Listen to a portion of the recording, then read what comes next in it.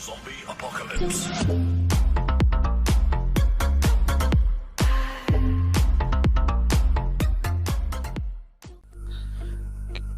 Assalamualaikum warahmatullahi wabarakatuh. Kembali bersama saya Ikhwan Ansari. Kali ini pada mata kuliah algoritma dan pemrograman C++. Oke. Kali ini kita akan mengenal apa itu algoritma dan pemrograman C++.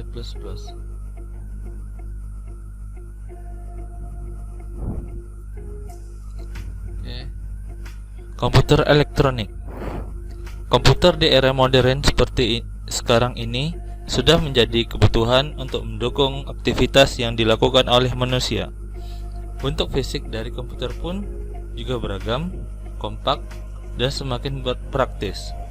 Seluruh perangkat elektronik pada umumnya terdapat sebuah komputer kecil yang berfungsi sebagai otak atau pusat pengendali perangkat tersebut. Perangkat komputer modern dapat bekerja apabila terdapat energi listrik, demikian pula dengan data yang diolah. Dengan ditemukannya energi listrik, seluruh data dalam bentuk apapun sangat dimungkinkan untuk direpresentasikan ke dalam bentuk elektronik. Komponen komputer. Di dalam sebuah komputer elektronik terdapat beberapa komponen atau perangkat yang berfungsi untuk mengolah data. Secara umum, komponen komputer terbagi menjadi 3 bagian, yaitu input, proses, dan output. Alat input berfungsi sebagai media untuk memasukkan data ke dalam komputer. Contoh alat input adalah keyboard, mouse, mikrofon, dan lain-lain. Algoritma.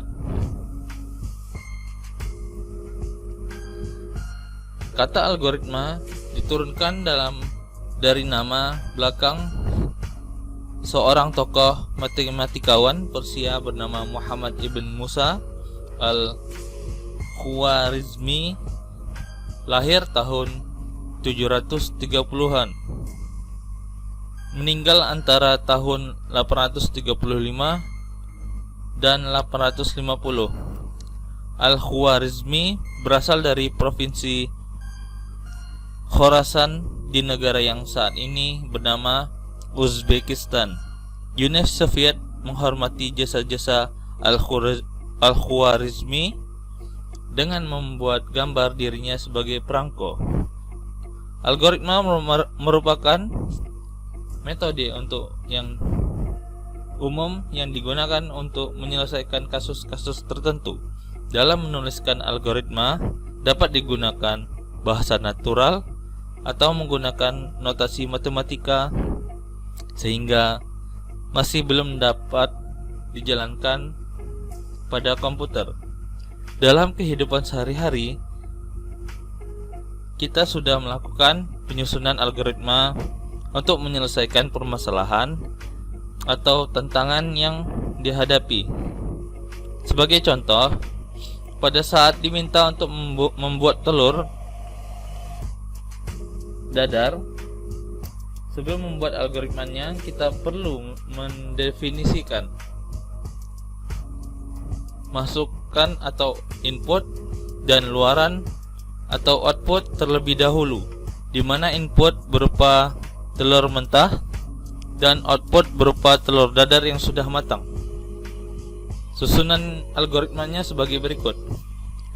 Nyalakan api kompor, kemudian tuangkan minyak ke dalam wajan, kemudian pecahkan telur ayam ke dalam mangkok, kemudian tambahkan garam secukupnya, kemudian aduk campuran telur dan garam, kemudian tuang adonan telur ke dalam wajan, kemudian masak telur hingga matang.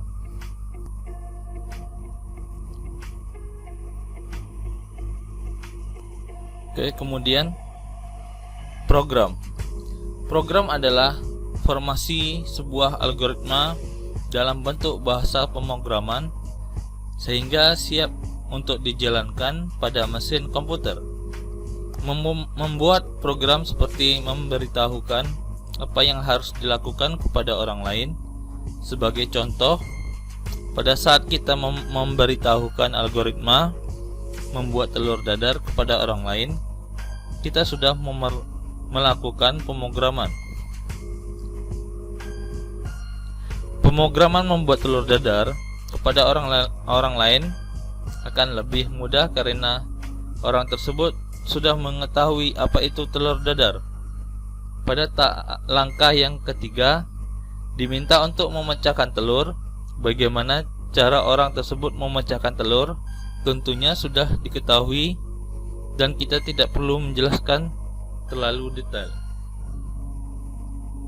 Lain halnya jika kita harus menyuruh komputer untuk melakukan apa yang kita inginkan. Komputer sebenarnya hanyalah sebuah mesin bodoh yang tidak memiliki emosi dan kemampuan bersosialisasi. Oleh karena itu, untuk membuatnya menjadi mudah, diperlukan penyusunan algoritma yang benar. Mendesain algoritma yang benar dan menerjemahkannya ke dalam bahasa pemrograman bukanlah hal yang mudah, karena bahasa pemrograman memiliki tata penulisan sendiri. Kemudian, bahasa pemrograman. Bahasa pemrograman adalah bahasa buatan yang digunakan untuk mengendalikan perilaku dari sebuah mesin, biasanya berupa mesin komputer, sehingga dapat digunakan untuk memberitahu komputer tentang apa yang harus dilakukan. Struktur bahasa ini memiliki kemiripan dengan bahasa natural manusia karena juga tersusun dari elemen-elemen dasar seperti kata benda dan kata kerja serta mengikuti aturan untuk menyusunnya menjadi kalimat. Oke, kemudian klasifikasi menurut generasi. Yang pertama, first generation language, yaitu bahasa pemrograman ini berupa kode-kode mesin yang hanya bisa dipahami oleh mikroprosesor. Kemudian yang kedua, second generation language, yaitu bahasa pada generasi ini adalah assembly language, di mana bahasa ini masih menggunakan kode-kode yang disebut dengan mnemonik. Bahasa assembly disebut sebagai generasi kedua karena bahasa ini bukan bahasa asli mikroprosesor. Meskipun begitu, programmer tetap harus mengetahui keunikan dari masing-masing mikroprosesor, register, dan jenis instruksi. Kemudian yaitu generasi ketiga adalah bahasa pemrograman. Generasi ketiga sengaja didesain supaya mudah dipahami oleh manusia.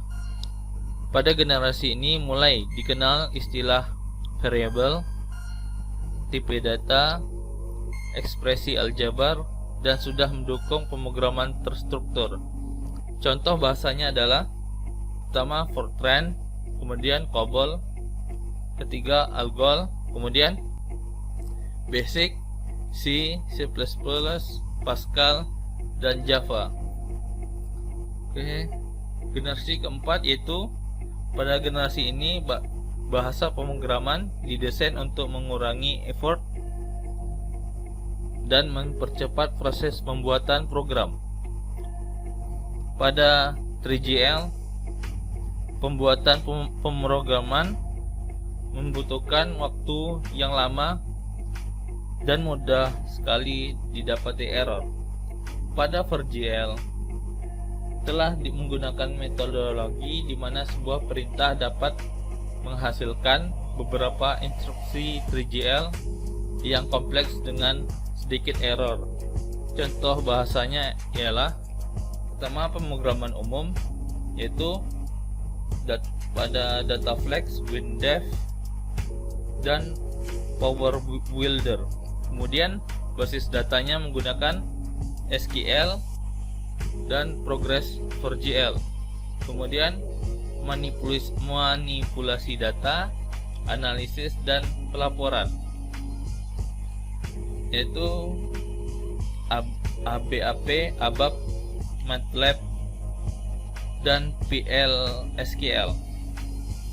Kemudian yang terakhir, generasi kelima, generasi saat ini, yaitu bahasa pemrograman generasi kelima disebut sebagai constraint programming atau declarative programming.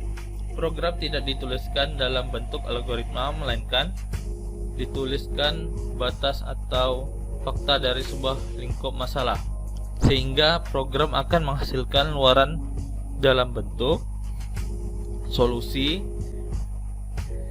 Bahasa pemrograman ini digunakan untuk membangun sistem kecerdasan buatan dan belum menggunakan secara meluas di dunia industri. Contoh bahasanya yaitu Prolog, LISP, dan Mercury.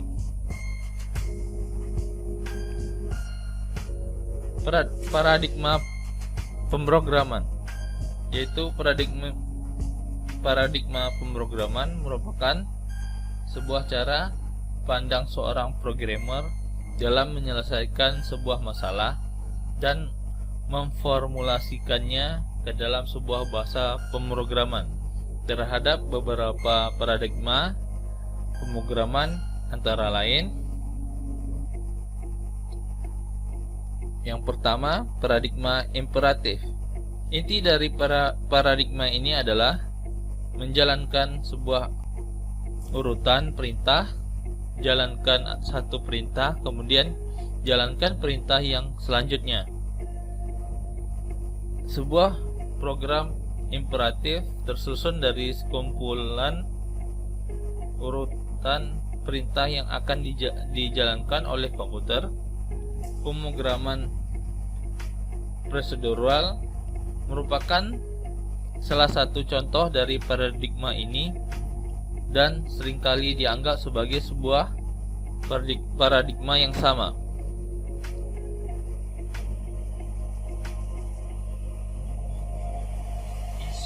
Yaitu ide dasarnya adalah dari model komputer von Neumann. Kemudian eksekusi langkah-langkah komputasi diatur oleh sebuah terstruktur kontrol, kemudian berdasarkan urutan atau sequential. Kemudian program adalah suatu rangkaian prosedur untuk memanipulasi data. Prosedur merupakan kumpulan instruksi yang dikerjakan secara berurutan. Contoh bahasa pemrograman yaitu Fortran, Algol, Pascal, Basic, dan C. Kemudian paradigma fungsional. Paradigma fungsional adalah sebuah paradigma yang menjadikan fungsi matematika sebagai penentu dalam eksekusi komputasi. Fungsi tersebut merupakan dasar utama dari program yang akan dijalankan.